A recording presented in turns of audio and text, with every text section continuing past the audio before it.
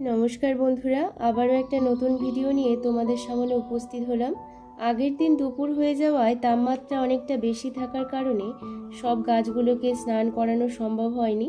তাই আজ সকাল সকাল পদ্ম গাছগুলোকে স্নান করিয়ে দিলাম। আর গিয়ে দেখি একটা গামলায় পাতা কুঁকড়ে আছে, সেই গামলারই একটা টিউবার ভেসে গিয়েছে, সেটাকে আবার ভালো করে বসিয়ে দিলাম। আমি মাটি খোল মিডিয়ায় তৈরি করেছি, যার জন্য অনেক রকম সমস্যার সম্মুখীন হতে হয়েছে আমাকে।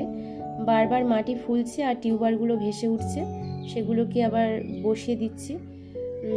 আর ওভারফ্লো করতে হচ্ছে বেশি বেশি।